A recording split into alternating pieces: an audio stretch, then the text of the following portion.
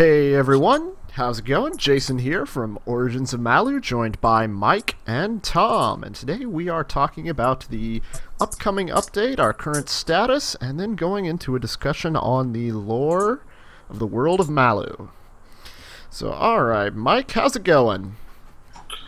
Oh, it's going wonderful, Jason. Thanks for asking. So what do we got going on? Well, I guess let's get into the meat and potatoes of it here. We had targeted a date for putting out the MMO version for April 11th, right? Yeah. Yes. We're going to be delayed a couple days. So we had only essentially set it as a target here, but we got a couple things here that we need to sort out still. It's actually moved really, really well, and progress has been great in terms of like inventory and looting and, completely new ways of connecting and persistence and all that fun stuff is coming through really good. I'm just pulling up our upcoming patch notes that we're just about to update. But essentially, we just need a couple more days. We actually contemplated, it's like, you know what, let's just release it, you guys bought into this process, so, let's just, release it, and you guys can see how it goes along. But we don't want to set out the wrong expectation, because if we do just put it out there, like, even if it's like, it's working, but kind of like clunky right now, people may get the wrong, the people who've been following us and listening, they'll understand. It's we're gonna be able to patch really fast after that now. But people just getting into it will be like, well, what's this? And oh, they rip me off, and this is all I get, and yada yada yada. So we're trying to avoid that. It was basically a calculated call that we decided internally that this is what we would do. All right. But yeah, before I go off on some random tangent on this, because I'm about to, you can tell.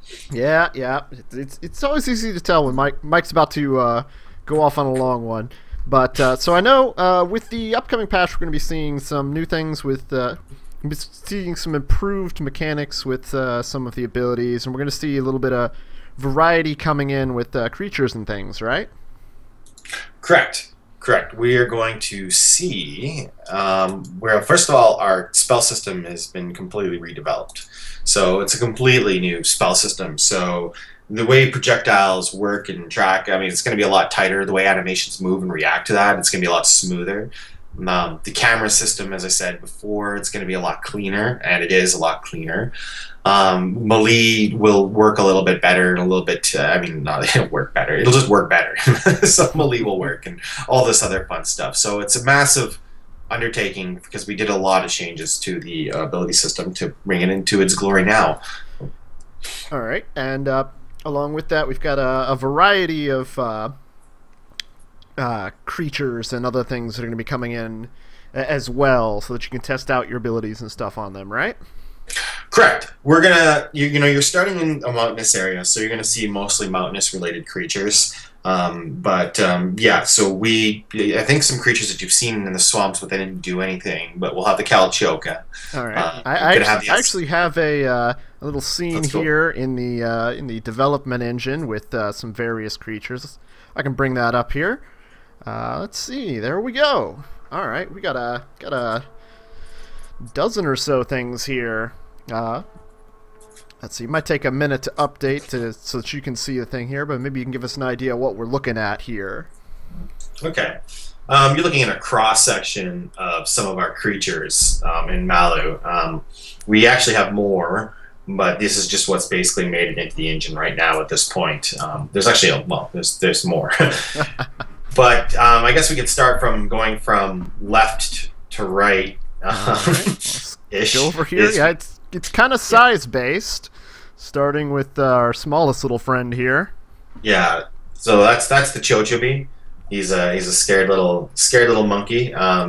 He's just like a little, he's a guy that's paranoid about everything. Kind of looks a bit like a chicken to me. I don't know about a monkey. Yeah, we like to call him the space chicken. But yeah, he's just a tiny little guy. He's scared. He's going to run away from you. He doesn't want anything to do with you at all. He just doesn't want to be eaten, essentially. So that's his goal in life, to not be eaten. Sounds like a pretty solid goal. Yes, I wouldn't want to be eaten either, so... Something we should all strive for. Not to be eaten. Then just to the right there, we have the Luchupi, and he is actually from a tree. So, truth be told about him is he's a seed, technically, that's dropped from a tree and wanders around and looks for a place to plant itself. It has an existence or a shorter lifespan, I guess you could say. So he's really curious about the world, and he wants to look around and follow things as much as he can before he plants himself. But he's also very, very clumsy. And he's an interesting little thing. He's just, really cares about the world, but has no idea what's going on around him. But he's looking at everything that's going on around him, if that makes any sense. So the Luchupi is he's an awesome little guy. He's a zany guy, Yes, he's showing his butt off. That's kind of like a monkey behavior right there, right? Yeah, he's just a dancing. He's just think of him as a dancing pickle.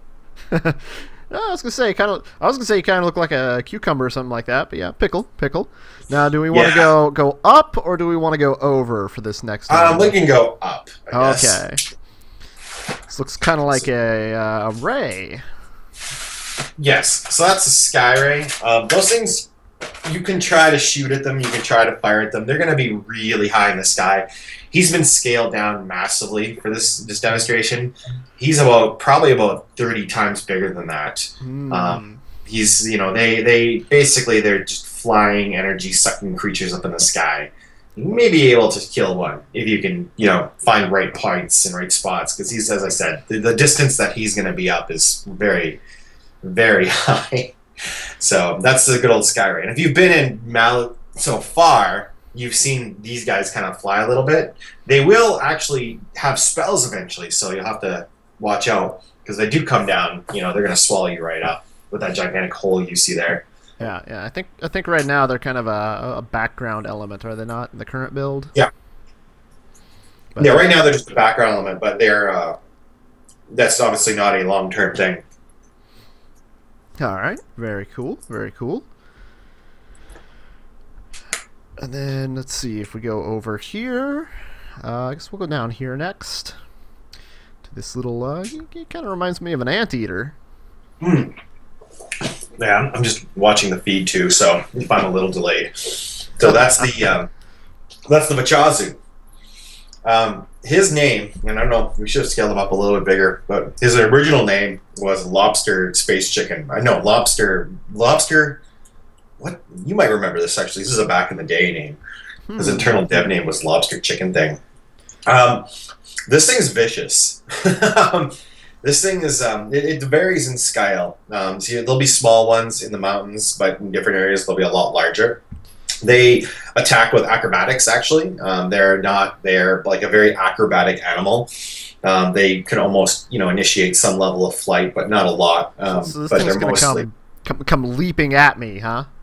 Yes, he will come leaping at you. He's fast, he's small, he's very, very, very vicious, but also very dangerous. He's got really sharp claws as his feet. They're like chicken feet, chicken lobster feet, if you want to call them. Chicken fried lobster feet. So, yeah, no, he's actually, as I said, he varies in scale, but those are dangerous. They're typically found in the swamps in some mountainous areas. So the swamp-like ones get a lot larger, and the mountainous areas are a lot smaller. So they're just gotta watch out for these guys. They're fast. I mean, to make them bigger and then they come flying at me, that's even scarier. Yeah. Yeah, they're not buddies. All right, so let's see. Here we have a. This kind of looks a little bit like a horseshoe crab sort of thing. I don't know if you're up or down here. Are you looking at the one flying or the one that's not? I'm looking at the. I believe the Darple. Oh, the Darple. Yeah, that's a swamp-based creature. His animations haven't been imported yet, but he's a weird thing, and he's a very weird thing with a gigantic eye. It's kind of creepy. He definitely has the ability to hurt you. He's not super vicious, but he's also hard to spot.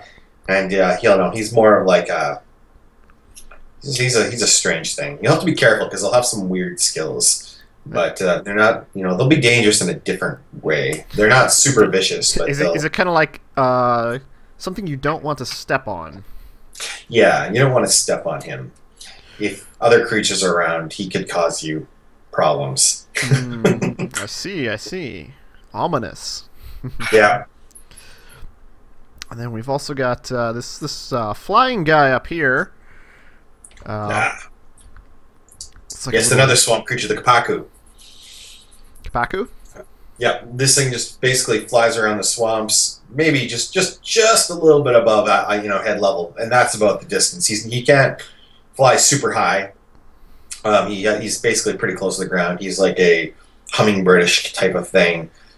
They spit and fire stuff out of his little tail thing he's got going out of there. So these things are pretty noxious, pretty poisonous. Not something you want to anger. They will leave you alone most of the time unless you initiate, but some will. I mean, obviously, there'll be different types of these that'll be a little bit more dangerous than the others.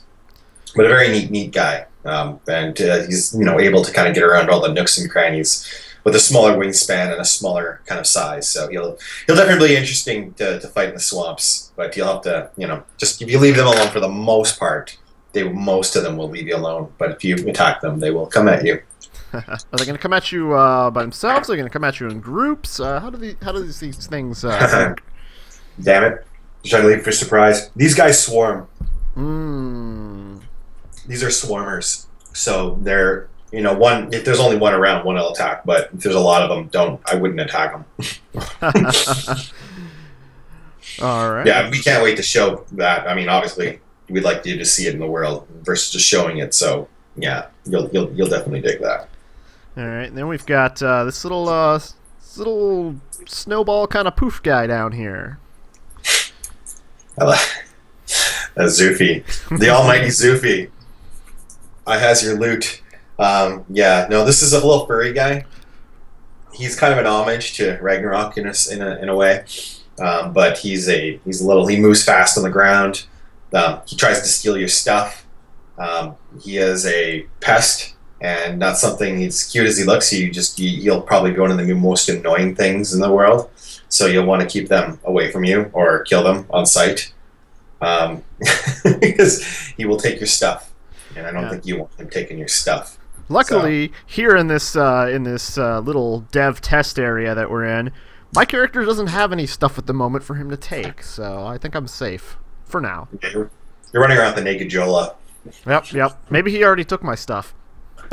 Maybe that's the problem. Yeah. I mean, you'll be able to get your stuff back from him, but you'll have to kill him to get it back from him. But so, if he takes your stuff, you better, pay attention. He's sneaky, and he'll run up at you. He's faster than he looks. Very cool, very cool. Have to watch out for him. I don't like people taking my stuff. But let's see. Next up, we've got this kind of purple and green... interesting looking little creature here. Yes, our poisonous space cow. The Calchoka. Poisonous space cow. I think I'm getting a little bit of a theme here. We've got the space chicken. Now we found a space cow, space lobster thing. Lots of space things. We won't win any awards for creativity when we were naming our internal development names. That's for sure. But yeah, so the Calchoka, he's got gas vents. If you see right inside his head, he's very slow. He is he will not aggro. He's somebody that you can walk by all of them. They will leave you alone. So they're very docile. You're saying they're very docile unless you attack them, and they definitely have the means to protect themselves via their obviously being able to projectiles, poison, spit, and gas conjuring. We'll say. So they'll be definitely dangerous. They won't be very fast. And they're not, as I said, too typically smart, but I mean, they definitely have the ability to make your day to make you have a not a good time. They can make you ill, right? They can definitely make you ill. All right. So moving next over here, we have our friend the Azastocra. This is the guy we've seen running about in the swamps and other areas that have been live on the early access. Yeah, you haven't really seen anything of what he can do yet. Just seen him and what he looks like. you've just seen him and on the live build, and we're trying to get this other build out as fast as we can, but he's a little bit broken on the live build. This is a guy you don't want to see ever. You really don't. He doesn't really hit. He doesn't have much of a bite right now, but he will be very. They will be very, very difficult. Yeah, he looks very muscular. Yeah, he's never meant to stop running. He really is supposed to never stop moving for the most part. So when he attacks, it'll be fast from multiple directions. They have, you know, as I said, they're kind of velociraptor-like in a way in looks, and they can see, you know, basically all the way around just from their eyes for the most part. I mean, obviously, he's got his body in his way, but his vision is extremely well, very acute, very well seeing in dark. He's a very, very dangerous guy. Yeah, and it looks like he's got some brute power to him as well, so that's seems like something to look out for here. Yep. But then next to him, we've got you know, a similar body style, the quadruped type creature here. This is the Lithu, correct? Yeah, this is the Lithu. He's getting a little bit of a texture overhaul. Then will mean that he's going to look a little bit more badass in that sense. But he is actually more dangerous than the Azastocra. The way, if you look at his feet, he can almost hover over the ground. He's got a very unique way. He walks in gravity wells. There's actually a pretty interesting story that goes along with him. So he has the ability to ignore gravity to an extent. It's not like he's going to be flying through the air like some crazy thing. But what he will be doing is it allows him to run, maneuver fast, and do some really crazy things that typically aren't easily done. Yeah, he looks like he could be a very agile sort of opponent when facing him. Yeah, and he's also a lot smarter than the Azastocra. So these aren't things that, once again, he's not a guy that you want to see. You know, he might be more opted for groups or an extremely experienced individual because he will slaughter you.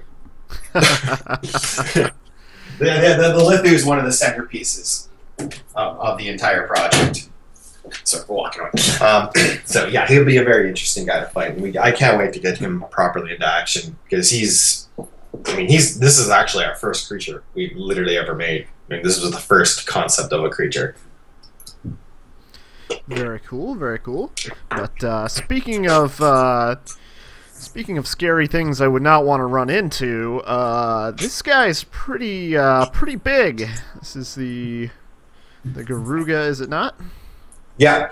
And once again, like, we're in a little test prototype zone here. The Garuga, the scale is not correct here. He's about 4 times larger than he is now in engine. So this would be essentially a super tiny micro Garuga. This is a baby Garuga. Yeah. These guys wander around by themselves in the wastes. They're typically a waste and some plains for the most part. They're brutal. They're almost like as sentient as, say, the Tassi or the Maltassi, but they're just they operate by pure brute, and they're a very, very brutal creature. He has these gigantic. Basically, this guy's more lobster-esque. He's like an octo. I don't even know what this guy. I can't even have a comparison for him. But his arms are just basically a specialized stone bonish material that's very, very high dense. He can cut you. He can stomp you.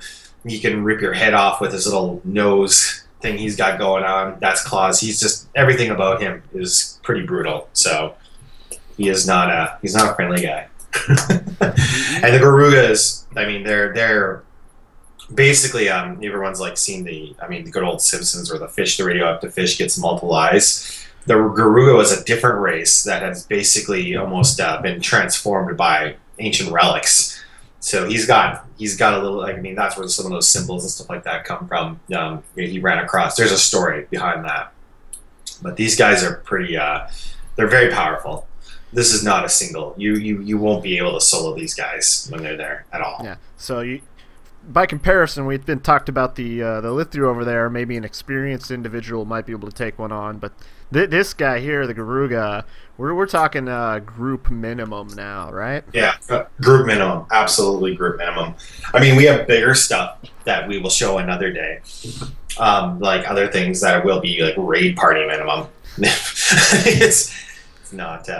Yeah, they're just gigantic. But yeah, this is a great minimum. All right, very cool, very cool.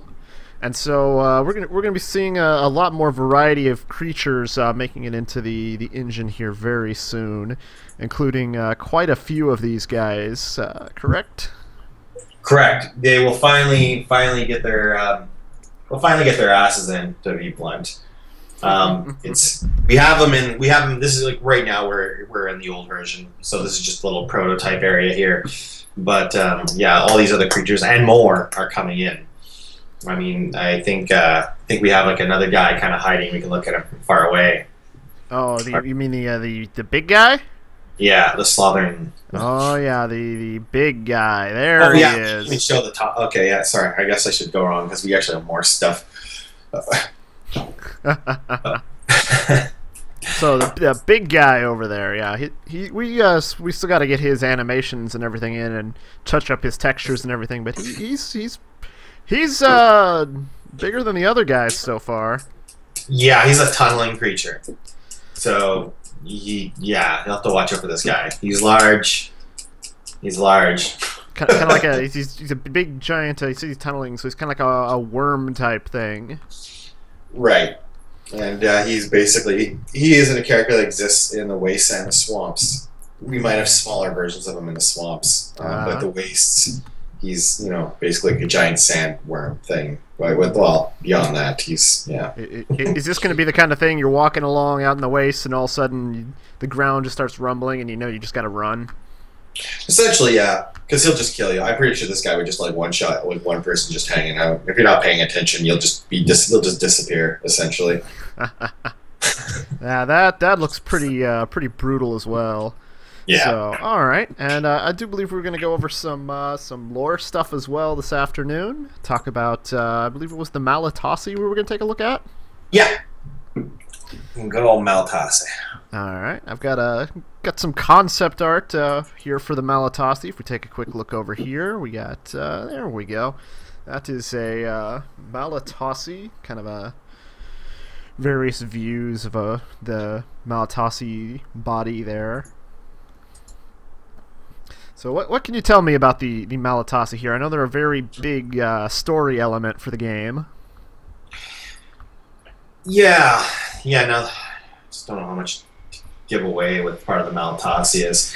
But basically, the Mallet were a race that were constructed. They were like the Jola. They're basically like the Jola version A, where Jola would be the version B. They're the Jola version A. They're not as... Sorry? So kind of like a prototype by comparison? Exactly. If you're a Star Trek fan, it's the lore, not Data. It's an earlier version. Actually, that would probably be a really good example, actually. They're lore, and the Jola are Data. Because the Mallet they're a much more violent race. Alright, so if we're going to take another couple looks here, we got a little bit closer up of kind of another concept, kind of a view of the side of his face here, or something like that.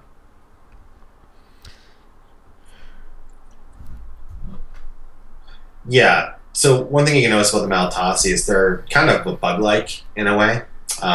They're kind of like they are a. I guess the best way to put them would be they're some sort of insectoid type of biped creature. They're very they're not as they have a large power for capacity for thought. However, they can't utilize it. So they're kind of like a strange race that's extremely smart but extremely stupid at the same time. They make very poor. It's almost like their emotions control them, but their capacity for processing the information is really high because it's been genetically built from them. So what we're also looking at too is some head treatments on different styles of different Mallet and whatnot. So, I mean, these are all like different types of Mallet that you're right. Currently, we only have one in the engine, but these are all different types of Mallet you can run across. So we're going to see several of these make their way into the game over time. Correct. And now is this going to be when we see groups of Malatasi. Now, are they all going to be of the same variety, or are they going to be intermixed, or? They will definitely introduce the mix as time goes on, but there will be groups of Malatasi, and you know, because I mean, they're a race. These aren't creatures; these are a race of beings. They inhabit the wastes, and they're basically as I said, they're pre-constructed creatures that have been just kind of left to roam and almost abandoned to a certain degree because they were just like the initial prototype.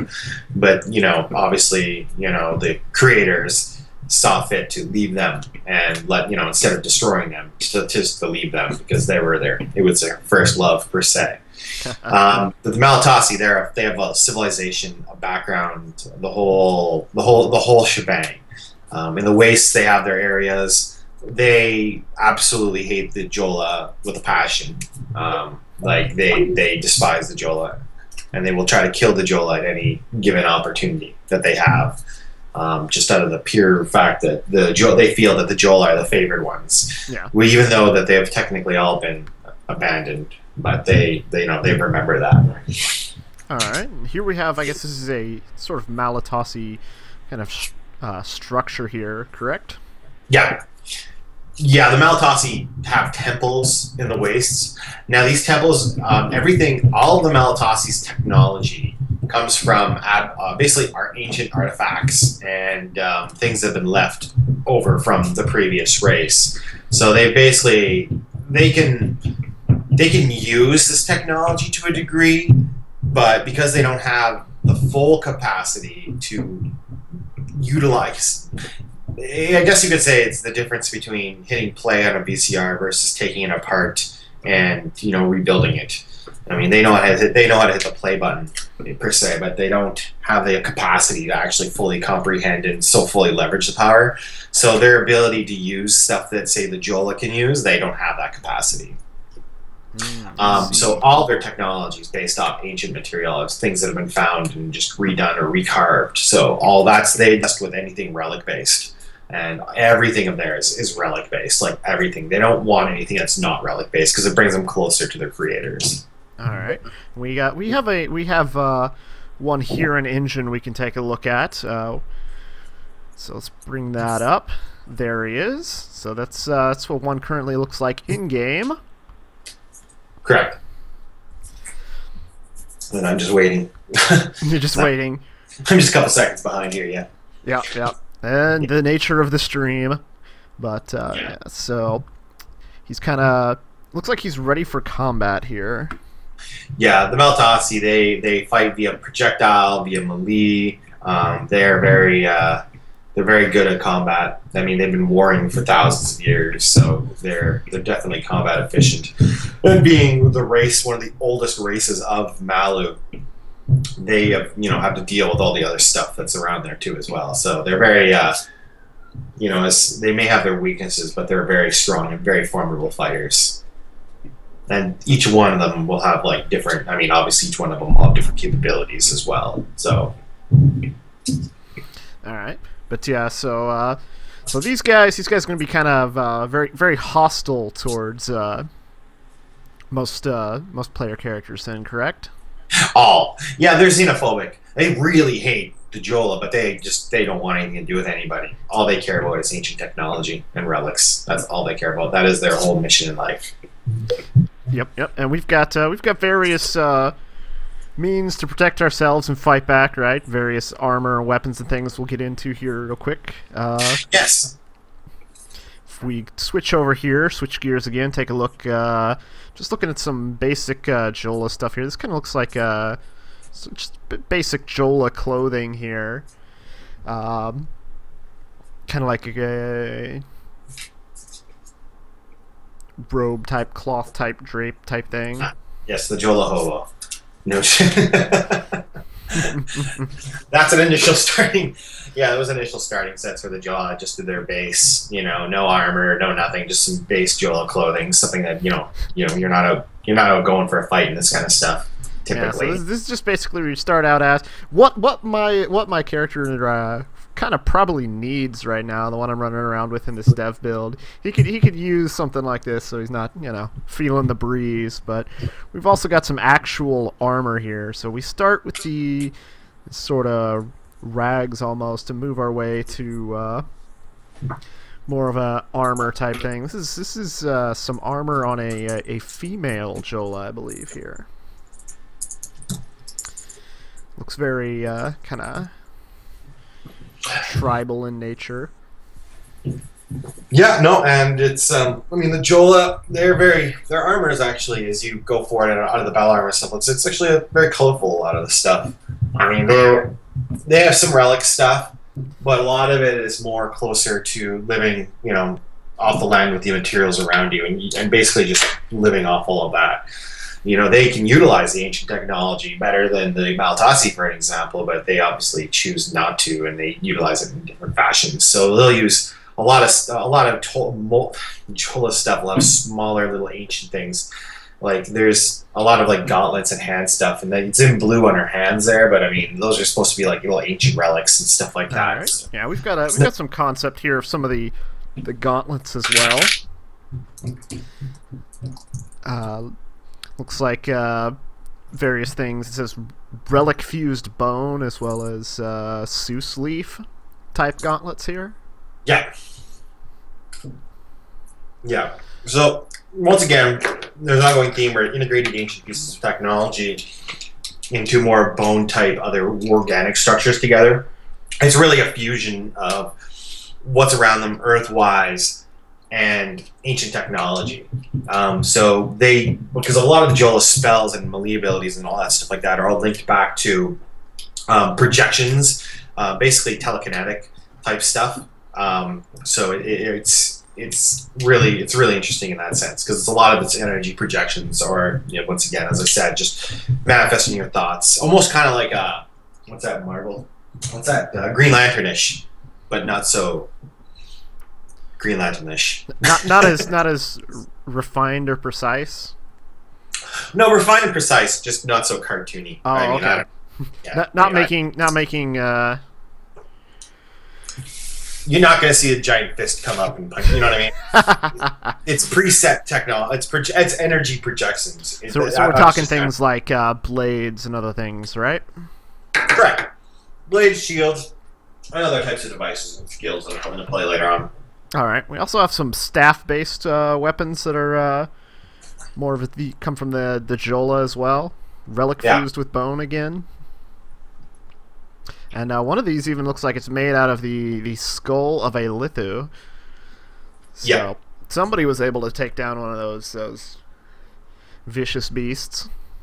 Yeah, that would be awesome. I honestly want that one. But so all this your personal preference there. I mean, I don't know. You know, actually, I kind of like them all, but there's something about the Lithu skull. I definitely dig it. Yeah, I mean, this just helps them focus their energy, focus their thought. I mean, these are not, you know, I mean, you're not typically hitting somebody with these things because they're not super. So these are energy focusing weapons. Energy focusing, so like for the projectile based stuff. More of the casters, and possibly the shield based things. I guess I should say. All right, and we actually have a look at some of these in the engine as well. As a matter of fact, these three in particular. If we switch back over here, yep, there they are. I've got all three of them lined up here, so you can definitely see the one based on the Lithu skull. What are they? Do we have specifics on what these other two are kind of made of? It's just various organic type structures.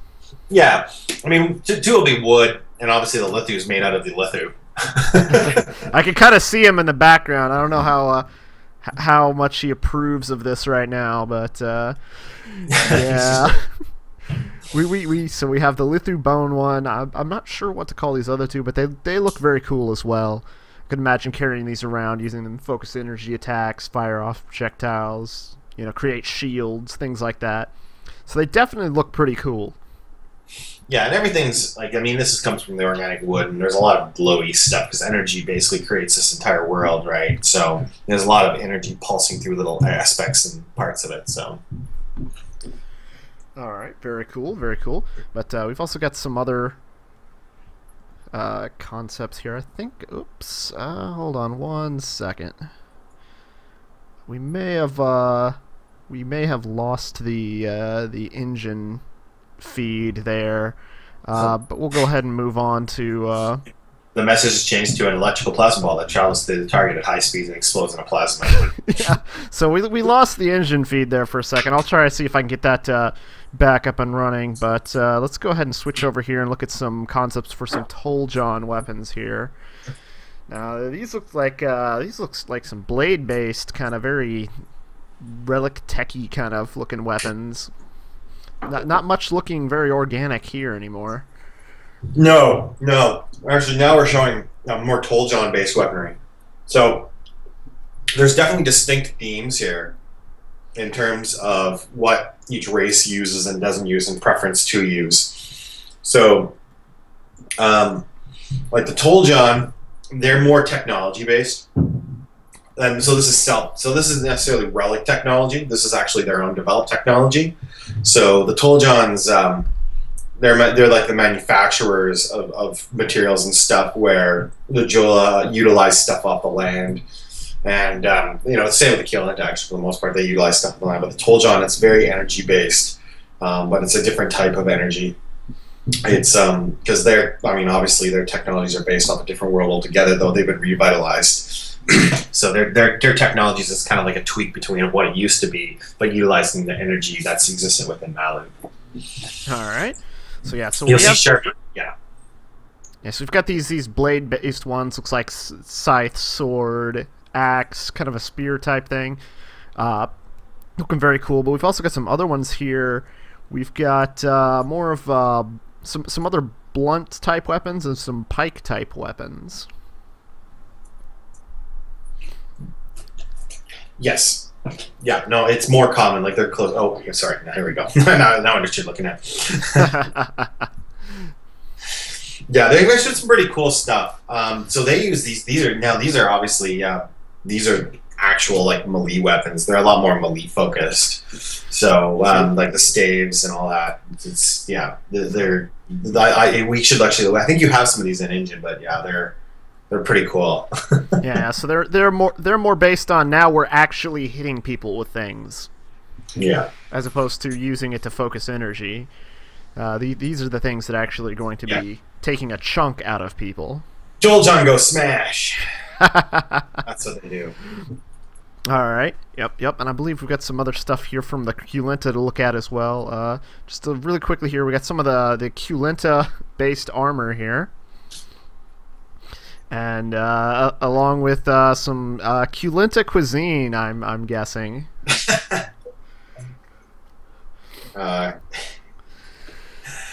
Yeah.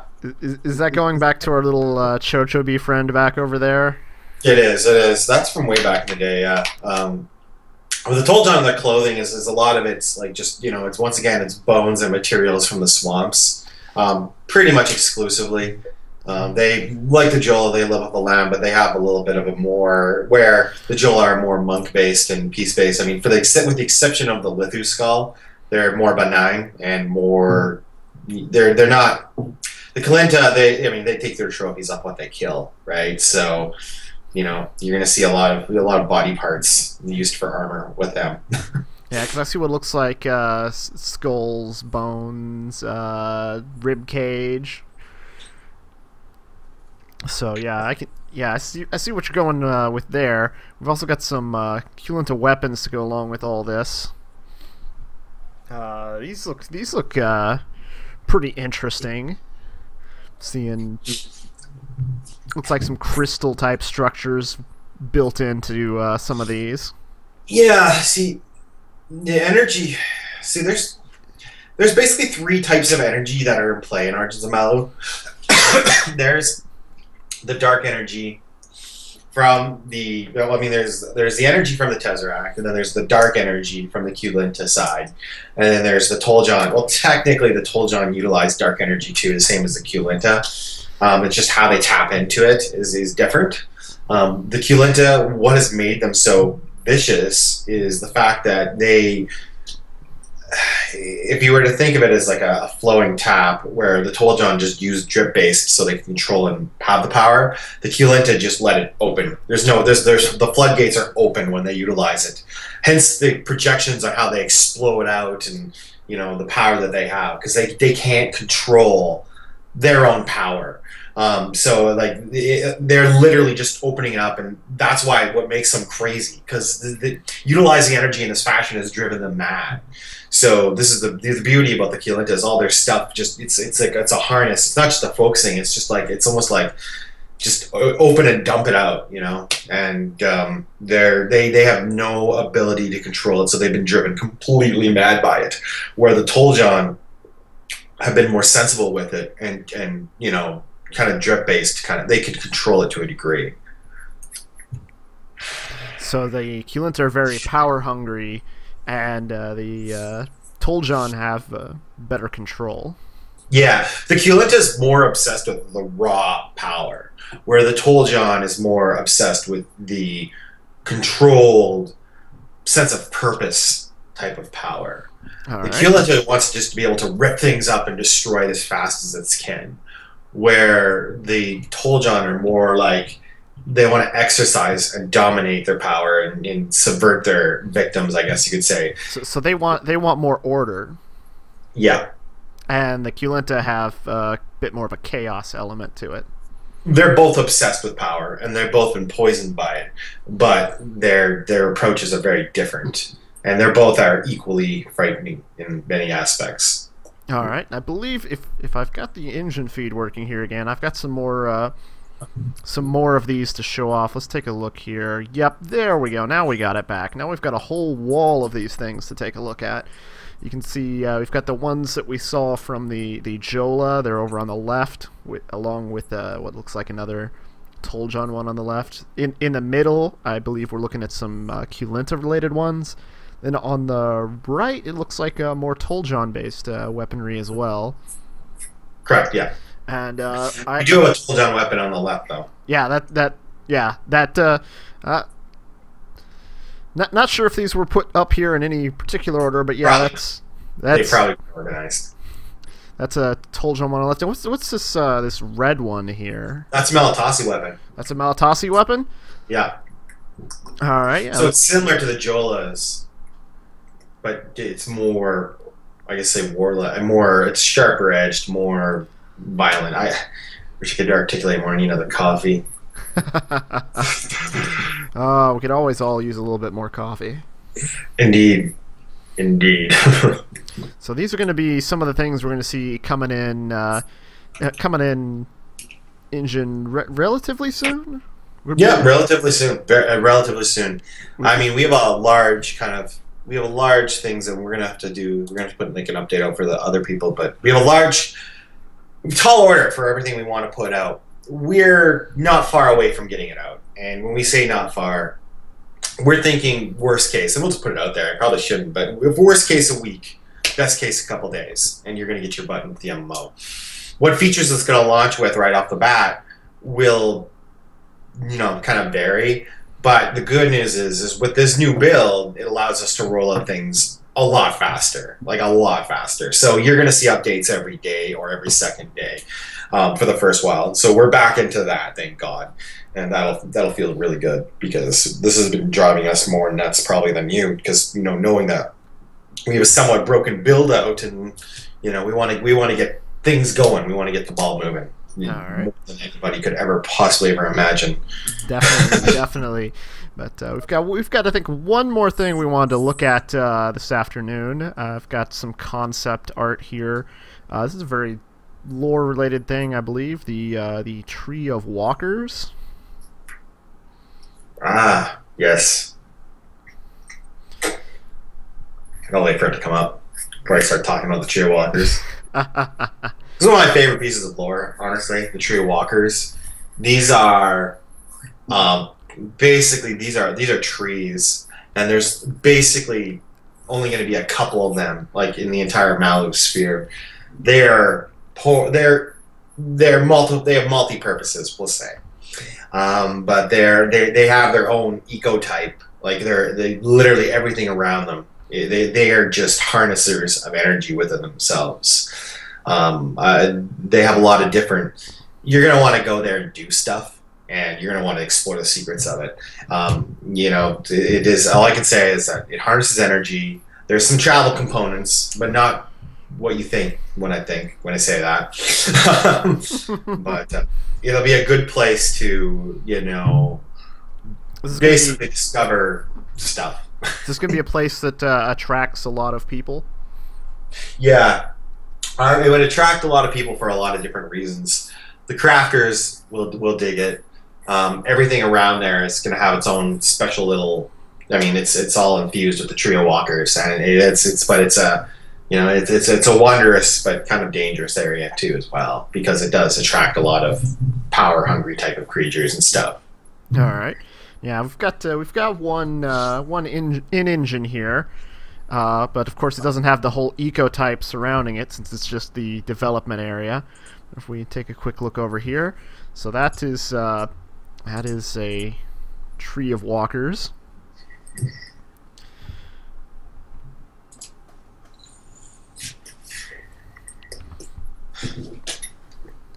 It's got very interesting structure to it with those long kind of vine-like projections with the big blue leaves off of each end.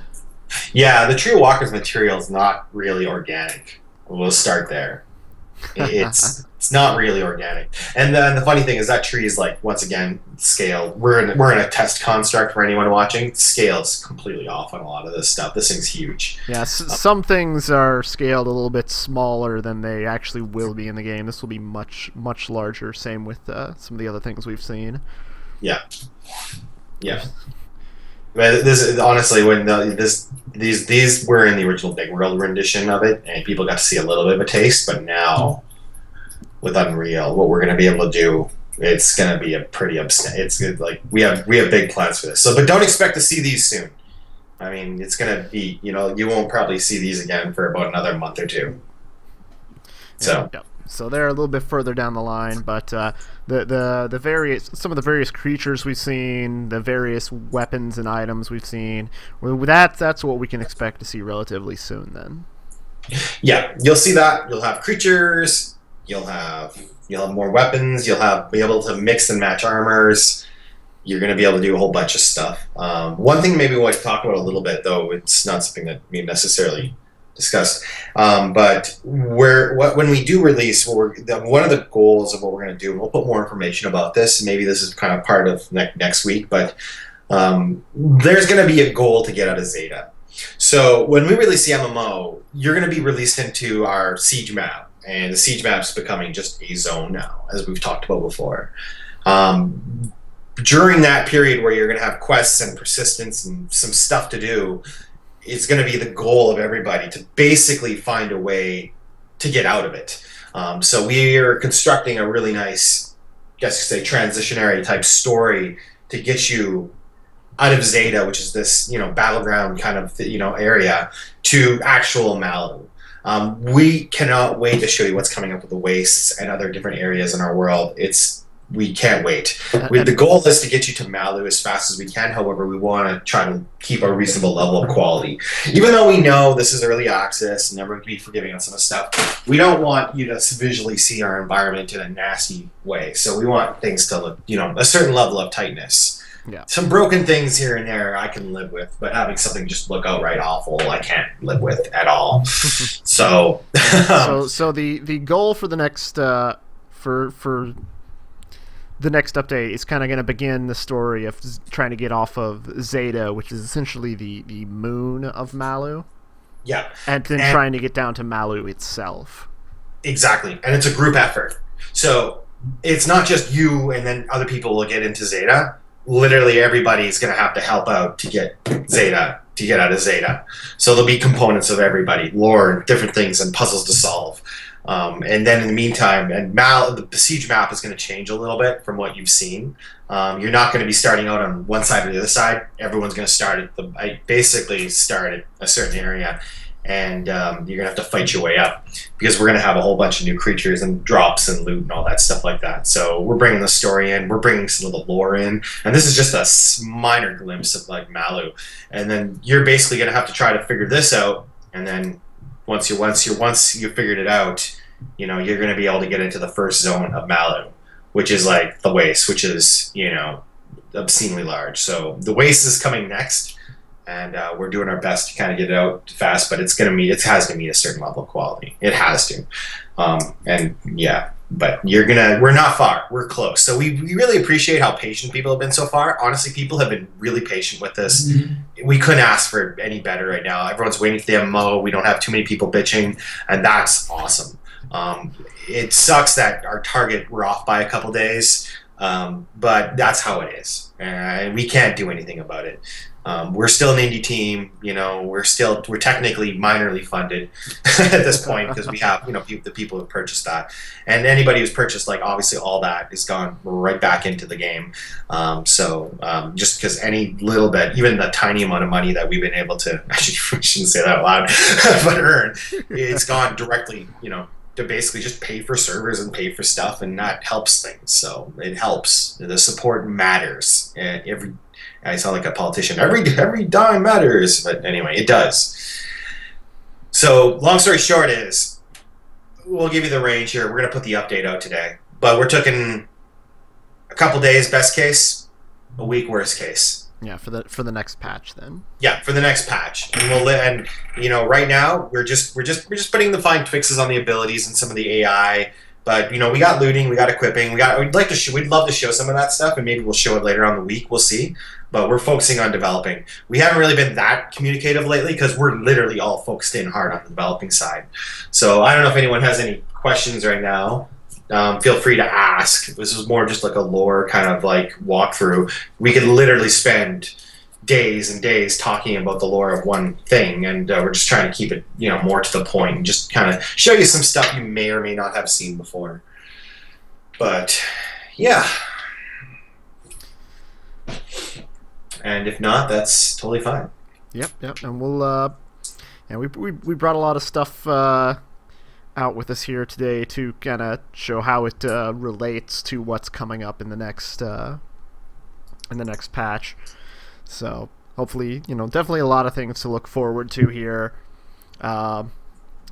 Maybe get some space chicken soup. That'd be tasty. Yeah, and I know we're teething. What we really want to talk about right now is the sandbox features, but one step at a time. Yeah. Leela provides the base, the foundation, so we can move forward in a fast capacity.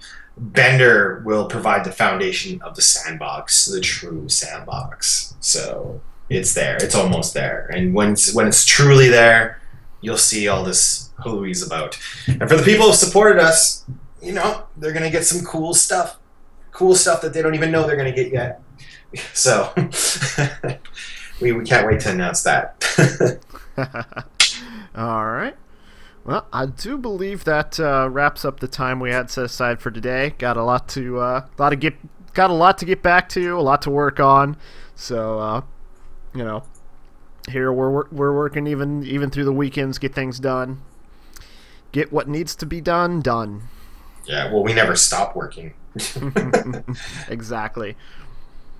But all right, so I think that's where we'll bring it to a close for today, and we will be back and see everyone here soon. So take care. We hope you enjoyed the show. Thank you.